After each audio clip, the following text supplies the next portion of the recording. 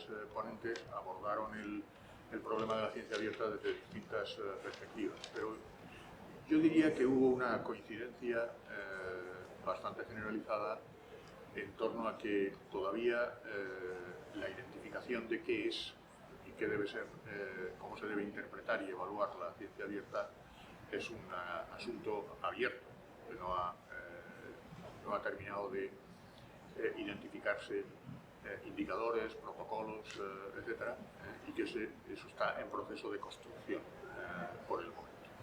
Es decir, todo el mundo coincide en la necesidad de que haya ciencia abierta y que los diferentes sistemas de ciencia y tecnología avancen en esa dirección, pero lo que no está claro es cómo vamos a medir esos avances en el futuro y cómo nos vamos a enfrentar con los problemas que todavía existen para que se produzcan estos avances. Algunos, por ejemplo, piensan que la ciencia abierta significa, de cara a los usuarios, ciencia gratis. Y esta no es más que una de las posibles aproximaciones que se pueden hacer al tema. De momento, la ciencia abierta es ciencia accesible. Si alguien piensa que la ciencia buena, accesible, puede ser gratis, probablemente lo está mirando desde el punto de vista del usuario, que no va a pagar por acceder. Pero desde el punto de vista del desarrollo de esa ciencia, no puede pretenderlo, porque alguien necesita financiar los laboratorios, a los investigadores, las instituciones, etc. Entonces,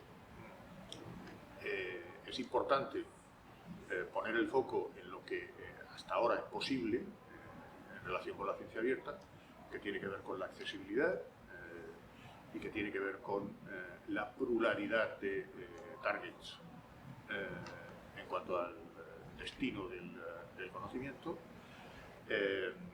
pero al mismo tiempo iniciar una cruzada contra los editores que cobran a veces ridículamente altos.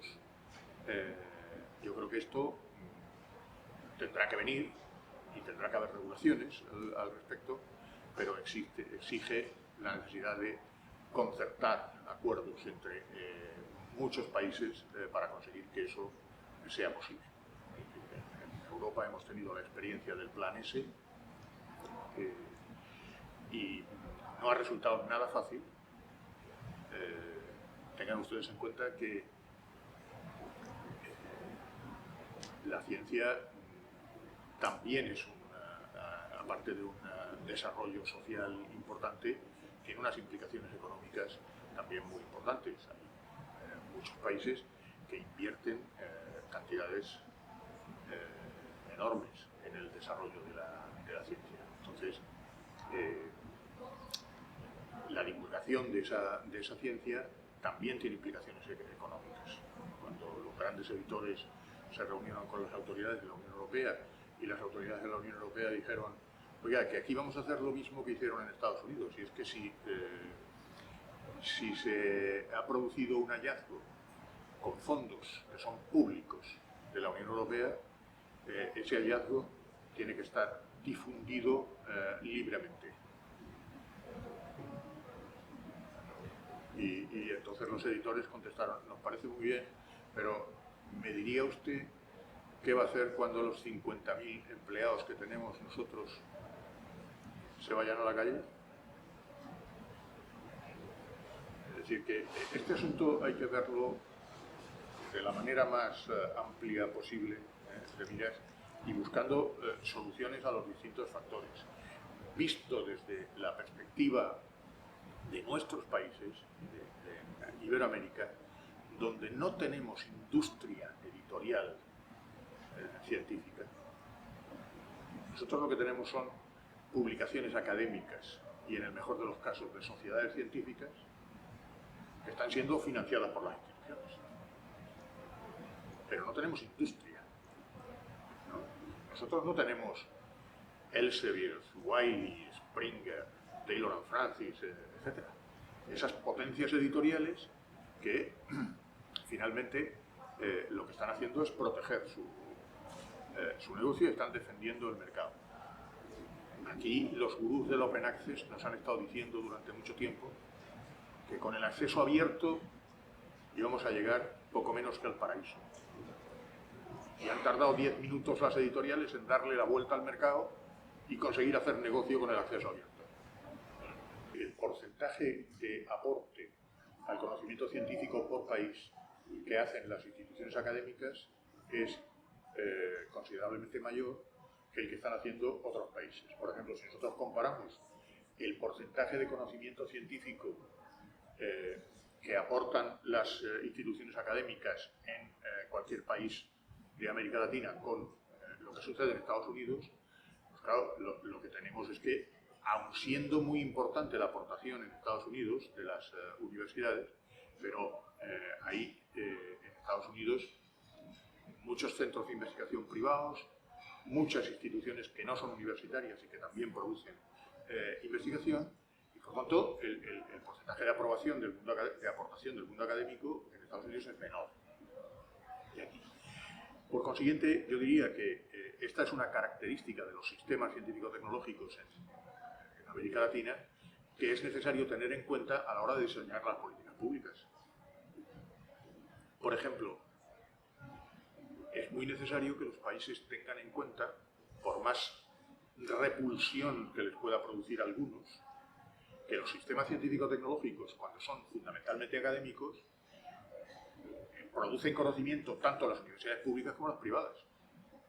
Y por consiguiente, las privadas también forman parte de esos sistemas científico-tecnológicos y hacen sus aportaciones, a veces, por cierto, muy relevantes.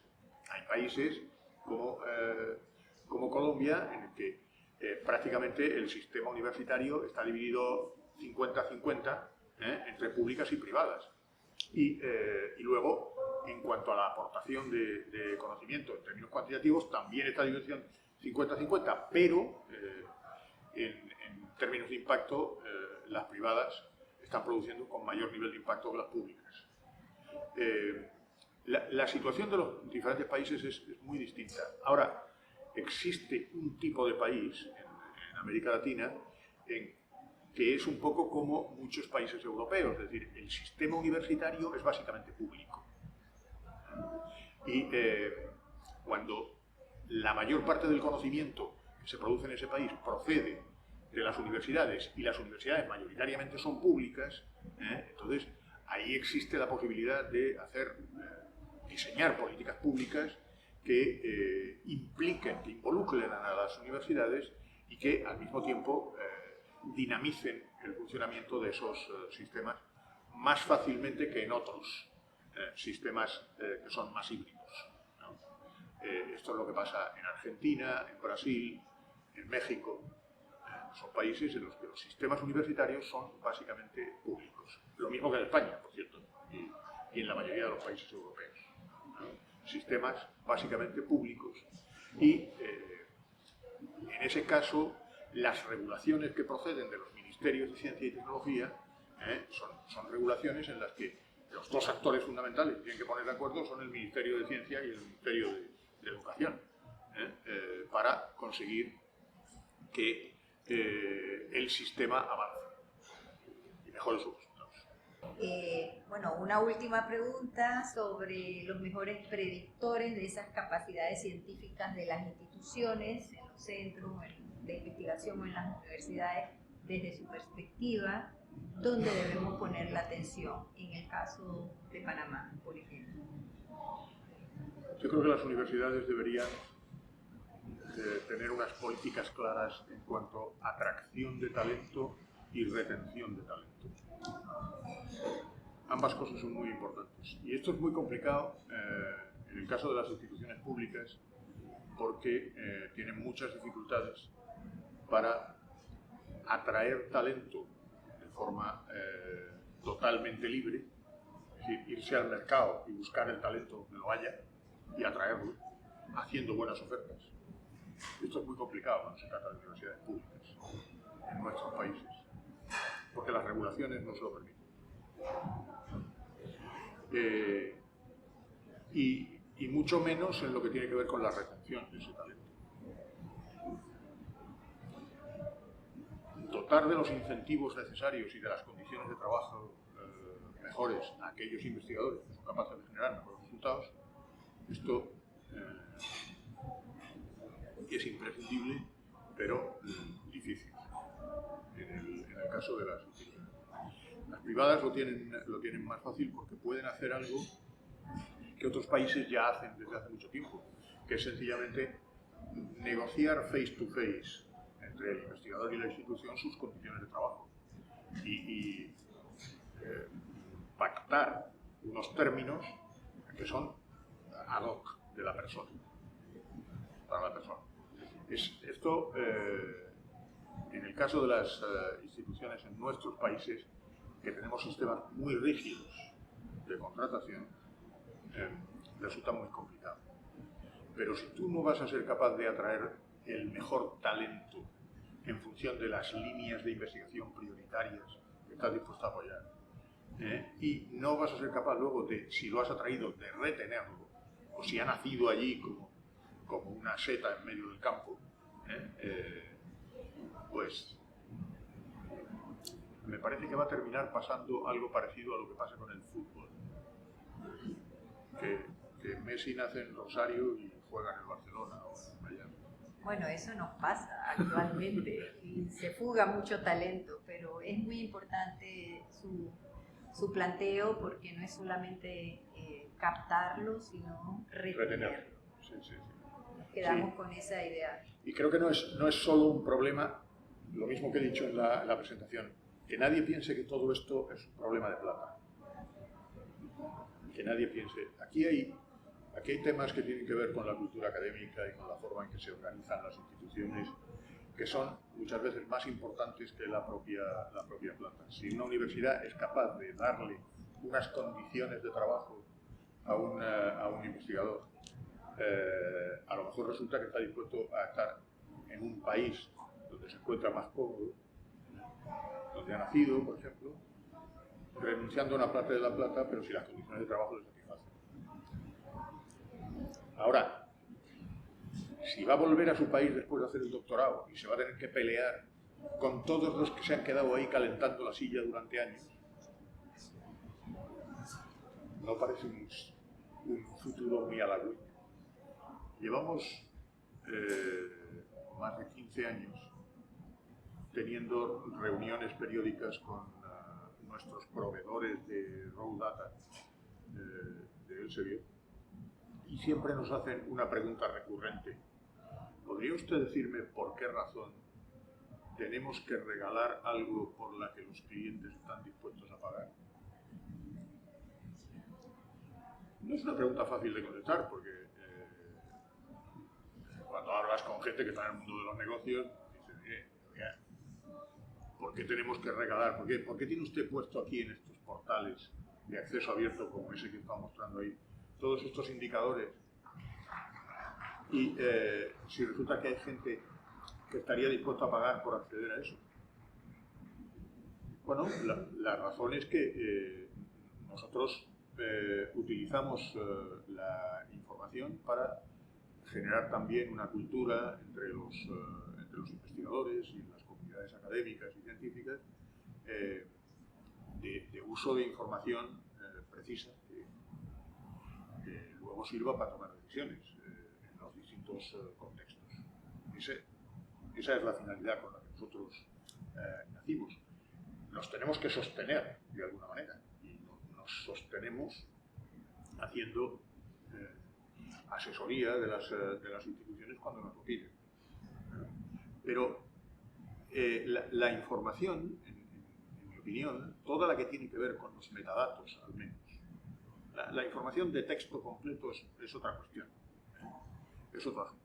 Pero la información que tiene que ver con los metadatos y las métricas son información derivada de los metadatos.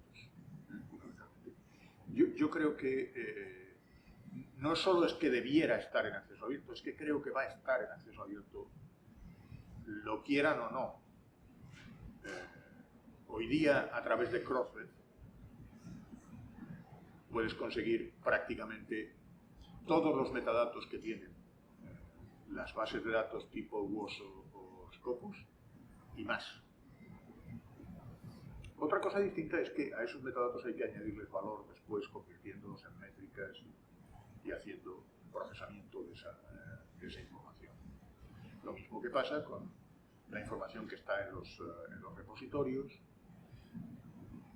Lo que yo echo de menos es que los proyectos que hay en torno a los repositorios y a los CRIs en el mundo son proyectos como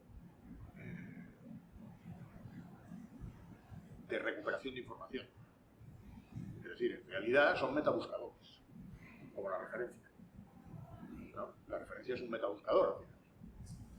Pero, y eso es importante, hace falta, pero yo creo que hay que dar un paso más y hay que añadir valor a esos metadatos, incorporándolos a bases de datos que permitan la generación de métricas. Hasta ahora, esto solo ha sido posible, coherentemente, cuando se utilizaban bases de datos tipo WOS Scopus. Es decir, bases de datos en las que se seleccionaban las publicaciones para entrar. Yo creo que en el futuro esto no va a ser igual. Los ejemplos los tenemos ahí, con las bases de datos alternativas, tipo Dimensions, Lens y ahora Civit.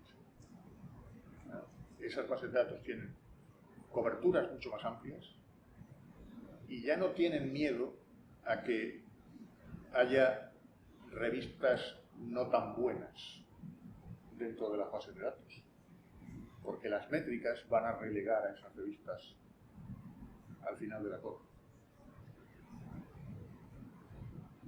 Y esto es lo que necesitamos. Necesitamos saber identificar cuál es la producción y luego, a continuación, como mínimo, saber qué uso se ha hecho de ella. Y no por la selección que haya hecho alguien en Filadelfia o en Ámsterdam, sino sencillamente porque hemos aspirado a la cobertura total. Y hoy día estamos más cerca de eso. En realidad, para quienes estén introducidos en el mundo de la ciencia de la información, en realidad ese era el sueño que algunos consideraban delirante de personajes como Tlet y Lafontaine cuando promulgaron el control bibliográfico universal.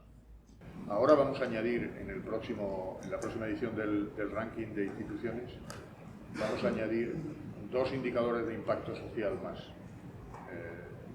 La producción que está ligada a los ODS y la producción que ha tenido influencia en reportes de política pública, que es información procedente de Overton, que hace el seguimiento de esa repercusión de la producción en los informes de política. Hay gente que piensa que la apertura de la ciencia es no métricas, o cualquiera puede publicar en un sitio, etcétera, etcétera. Y eso realmente causa problemas. Hay gente que piensa que tú puedes publicar cualquier cosa que tú piensas al lado de un artículo del premio Nobel, y no es por, esto es para dar un sitio serio, y a los sitios, aún en archives, etcétera, tienen reglas mínimas.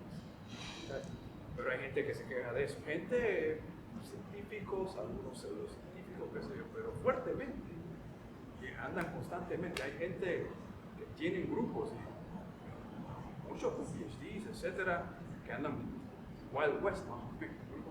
Pero se quejan fuertemente de que no les dan acceso a estos que tienen mínimas métricas,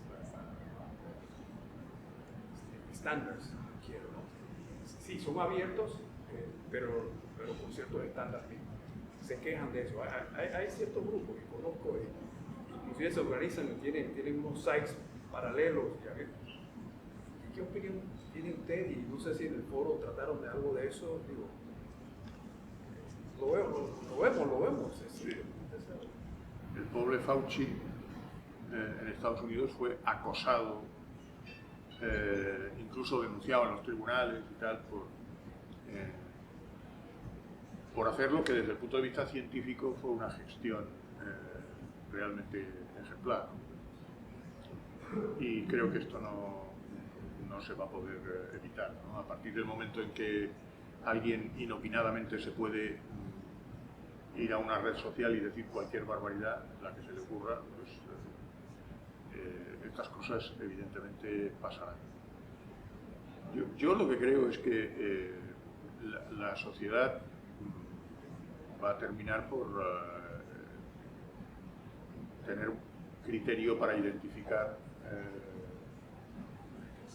y separar el grano de la paja, de alguna manera. Es decir, que esto tiene que terminar pasando. O sea, estamos todavía en una etapa muy inicial de uso de las redes sociales, ¿no?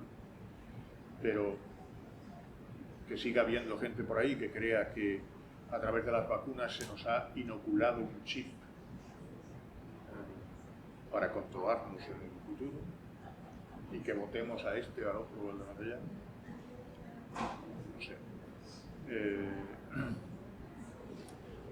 Yo francamente creo que estas cosas son fáciles de probar, en sentido contrario, pero son muy difíciles de anular en términos de opinión pública, ¿no? Yo utilizo siempre